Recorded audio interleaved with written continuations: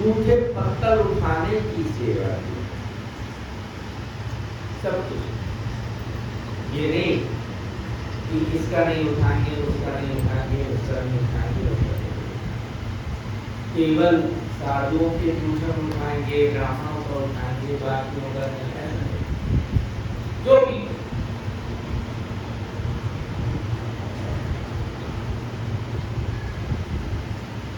उस यज्ञ में भगवान के द्वारा जूठे पत्थरों को उठाने की सेवा प्रस्तुति है। भीम जी को आगंतुक जितने भी व्यक्ति थे, उन व्यक्ति विशेष में कौन आया और कौन नहीं आया, क्योंकि जिस यज्ञ में कोई तो यज्ञ ऐसे होते हैं जिनको आवाहन किया गया, जिनको आवाहन किया गया है, अगर उनमें से कोई विशिष्ट व्यक्ति या कोई भी एक दूसरे और आवाहन में किस व्यक्ति विशिष्ट, अब आप लोग काम करेंगे तो ठीक है, ये तो चलेगा, गर्मी के दिन है, वहाँ हो रही है, तो आप लोग काम करेंगे तो ठीक है, नहीं जैसे कि करते हैं क्या बात होता है, क्योंकि मैं भी थका है। परसों में हरिद्वार गया था, तब इसी समय पर ठीक यही टाइम था, भगवान प्राण बिहारी का वहाँ प्राण प्रतिष्ठा किया गया। एक आश्रम तुम्हारे हरिद्वार थोड़ा सा आगे चल करके बना है, उसमें अनासोती वहाँ पहुँच गए। अनासोती क्या, वो फोन करते रहे, हमें मालूम नहीं थी कि माँ ज्योति बेटा बोलेगा, और मालूम होता तो तैयारी के साथ से जाते,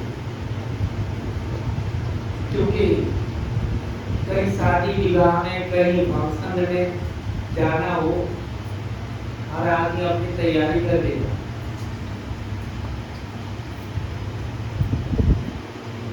जिसने पाउडर लगाना है वो पाउडर भी लगाते हैं, जिसने क्रीम लगाना है वो क्रीम भी, जिसने लिपस्टिक लगाना है वो लिपस्टिक, तैयारी सही तरीके,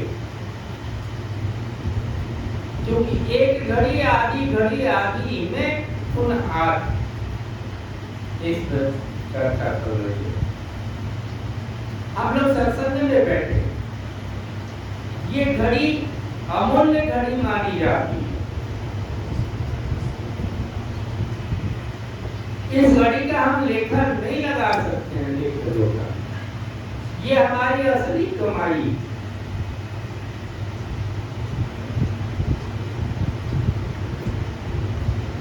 ये हमारी असली कमाई है। जिस कमाई के लक्ष्य को लेकर के मैं आपसे निवेदन कर रहा हूँ, एक घड़ी आधी घड़ी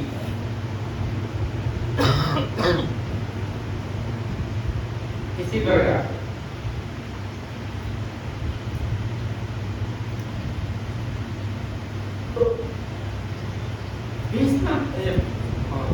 तो भीम जी को आदेश, क्योंकि सबकी सेवा बढ़ गई,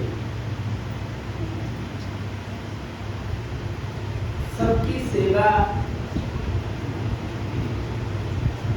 मांग करके भी की जाती है,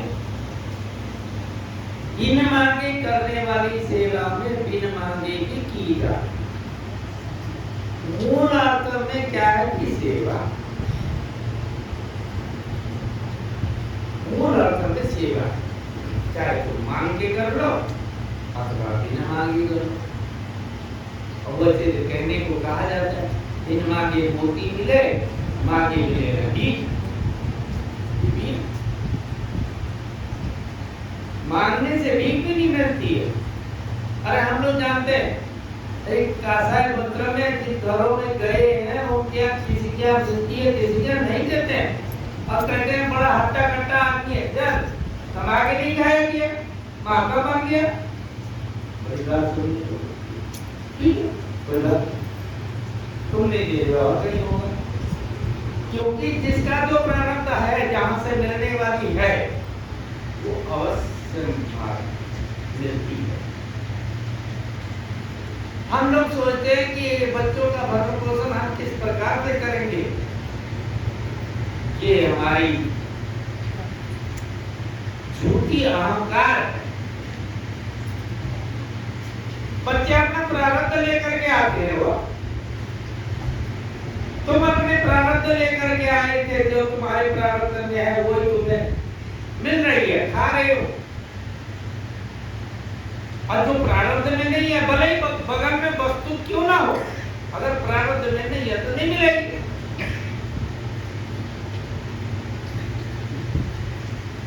सब अपना अपना ही प्रारब्ध भोग में जीव जगत में आता है। खाने के दाने दाने पर नाम लिखा कर आता है। प्रारब्ध अपने भोग नहीं किसी दूसरे का।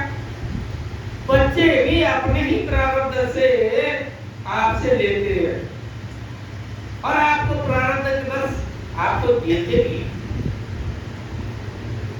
आजकल देने वाले कम लेने वाले ज्यादा क्योंकि लेते लेते वो थकते नहीं है। जैसे एक भजन के गाते हैं लेत लेत संसार थके ना लेत लेत भगवान ऐसे करके भजन है।